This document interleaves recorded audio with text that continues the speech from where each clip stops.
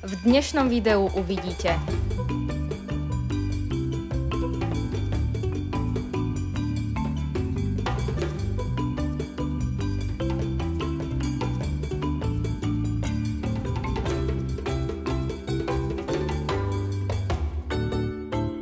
Ja sa opäť nachádzam tuto pred zoologickou a dnes nás tu čakajú nejaké špeciálne udalosti. A prvá najväčšia je tá, že sa v ich obchode, ktorý nájdete teda za bránami tejto zelenej budovy, budú predávať zošity z mojej tvorby. A mňa tu hneď čaká rande so zvieratkami a zároveň na deň chovateľom. Takže poďte sa s nami pozrieť, ako toto všetko prebieha. Môžete sa toho zúčastniť aj vy. Takže príďte podporiť Bratislavskú zoo. A niekedy sa tu môžeme možno stretnúť aj spolu. Aktivity sme si rozdelili na 2 dni a teda ako prvé som sa stala ošetrovateľkou na pol dňa. Mali sme na starosť hyeny, o ktorých málo niečo si teraz môžete prečítať. Toto teda ešte nie sú hyeny, sú to mačky, ktoré prebývajú v zoo a ja ako mačací klasik som im hneď niečo musela dať a vymojkať ich, pretože bez toho by som nemohla ísť ďalej. Pani ošetrovateľka ich zvykne nalákať na surové vajíčko alebo na nejaké iné mlsky a tu môžete vidieť, že Sabír tuší, že sa niečo snažíme spraviť, čo sa nebude páčiť a to je teda konkrétne zatvorenie dvier, ktoré sa už teraz zavreli. Hyena a vajíčko číslo 2. Tuto šlo o niečo rýchlejšie a som prekvapená, aké sú hyeny veľké, pretože z rozprávok som si ich predstavovala troška inak. Potom, ako sme sa presvedčili, že všetky bráničky sú poriadne uzavreté, som sa mohla pustiť do práce. Moja prvá práca bola teda vyčistiť kýble s vodou a napustiť tam čerstvu. Zatiaľ mi to ide. Po vode prichádza na radu jedlo. Prosím, radšej sa ani nepýtajte, aké to bolo mäso, pretože normálne som si zapchala nosné aj očné diery, keďže toto zvieratko milujem. Ale tak je to príroda, je to zviera. No a teda hyeny dostávajú každý deň počas celého týždňa rôzne druhy mäsa, takže stravu tu majú pestru. Teraz už má možnosť aj sa najesť, aj sa napiť. A pred vstupom do ich výbehu sa musia dvere zatvoriť a ešte raz kontrolovať. Dobre, čiže zatvárame, aby sme mohli byť vo vnútri v bezpečí. Dobre, ešte medzi tými ďalšími. Aha, tam tie, čiže áno, to, čo sme teraz podliezali, áno, aby sa nedostali k sebe. A tu konečne prišla zaujímavá časť a to je čistenie voliéry od bobkov. Kým my sme upratovali, hyeny čilovali, troška pomrkovali okom, že či to robíme poriadne. Takže najprv nabrať, potom vykydnúť a keď treba, tak aj opláchnuť. No poď pozrieť, jak sme ti vyčistili záchodík. Joj, zvieratko ide sem. Keď sme mali všetko hotové, hyeny sa vypustili a išli sme na ďalšie miesto, a to konkrétne na miesto, kde som sa už nemusela báť, lebo tam žijú vegetariáni a tak som mohla pracovať priamo pri zvieratách vo výbehu. Najprv sme si nachystali žrádlo. Tam je postrúhaná cvikla, šalát, mrkva a je to vlastne s otrubami zamiešané. A teraz môžete vidieť časť skladu, tu majú všetko potrebné pre konkrétne zvieratá. V jednom výbehu vlastne spolu žije viacero druhov, keďže pochádzajú z rovnakého podnebia a majú k sebe blízko. Všetko sme namixovali podľa potreby a druhu a mohli sme zobrať kýble do výbehu.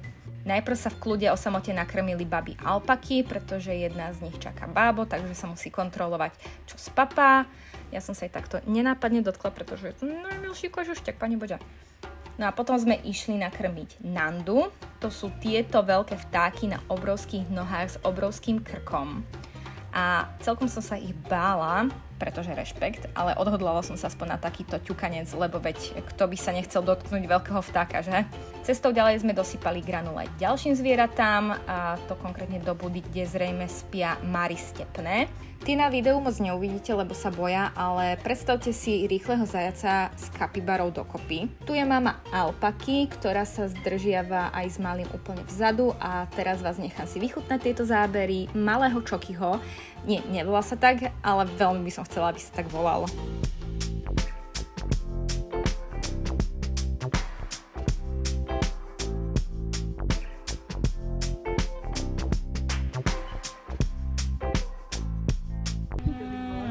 Bol ťažký víkend? Nemáš rád pondelky?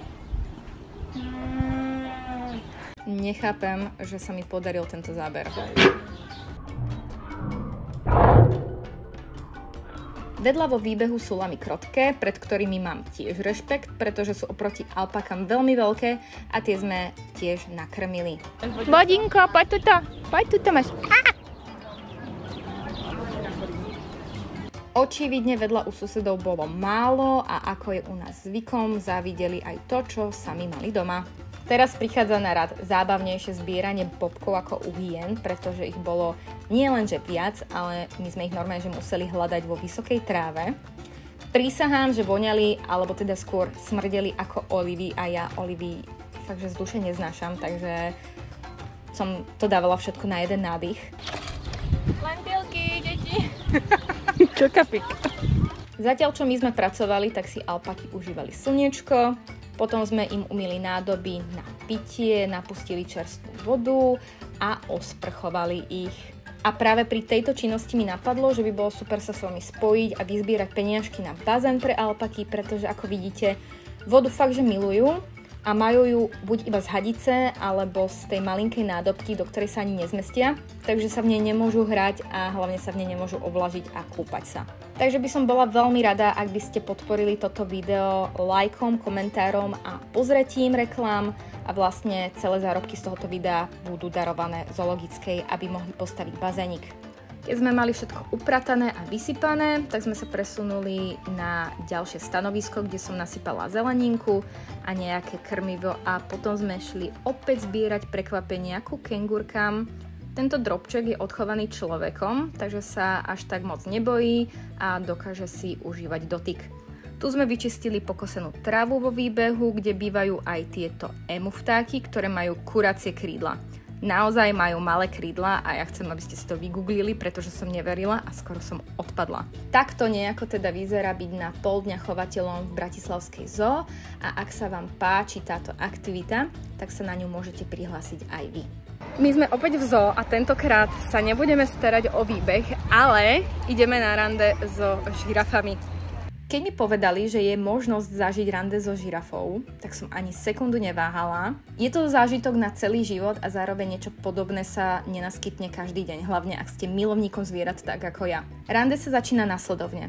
V rámci doprovodu idete do budovy, kde majú všetky potrebné veci na chov. Ako prvé uvidíte miesto, kde žirafy spia, to vidíte zhora.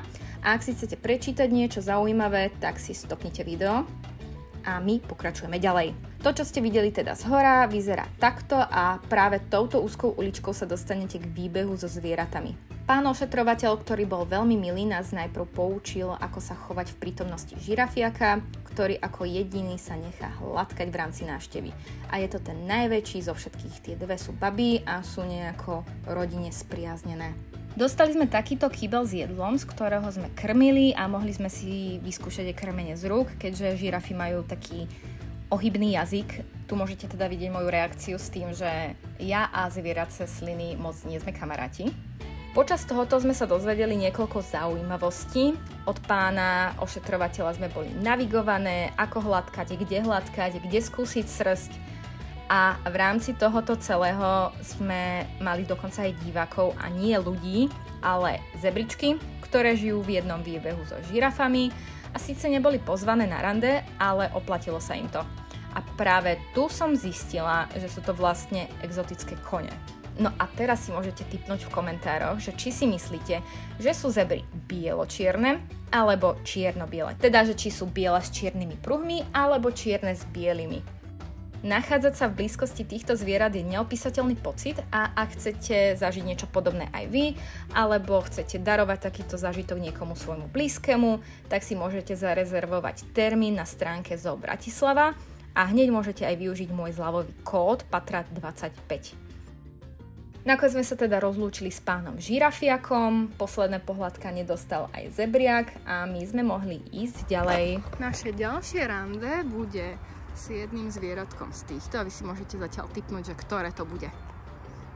Miesto troška odľahlejšie, ale ten výstup do kopca stál za to, pretože ideme za ťavami. Veci, ktoré by nám mohli ťavy šlohnúť, sme si nechali vonku a vstúpili do ich príbytku. Takže rýchly room tour, toto je ich izba a vlastne izba má takúto dlhú chodbu, ktorá je rovno aj cesta na meeting. Už vedeli, čo prichádza a tak som si myslela, že iba jedna vyzveda. A keď sme prešli cez dvere, tak tam stalo celé stádo a mne to prišlo strašne komické. Krmili sme z takejto vyvýšenej veci, aby sme jednak boli bližšie, ale zároveň aj v bezpečí. Baby sa hneď takto zbehli ako faninky na koncerte Harryho Stylesa v prvej rade a my sme mohli ísť na to. Mrkvičky, jablčka, papriky, toto všetko sme mali v kybliku nakrájené na menšie časti, z ktorého sme ich krmili.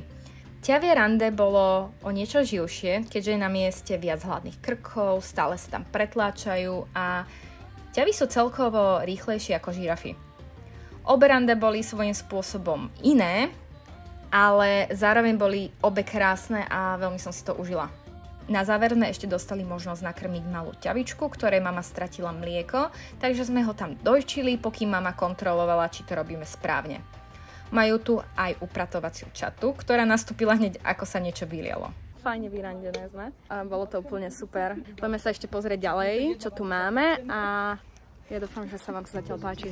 Cestou späť som navštívila svojho obľúbeného Dikdika, čo je taká maličká antilopa a naživo je to tak strašne milé, že sa pri nich vždy pristavím. Zároveň som skočila pozrieť na prerábku v rámci rozšírenia výbehu pre medveďa Felixa, z ktorej sa asi najviac teším. A ako poslednú vec som priniesla nové produkty do zoo obchodu, kde nájdete túto edíciu, ktorá sa predáva iba v Zoo Bratislava. Taká menšia spolupráca s Inspieri, ktorá by mohla tiež pomôcť. Ja vám ďakujem krásne, že ste si pozreli video až sem a vidíme sa na budúce. Ahojte!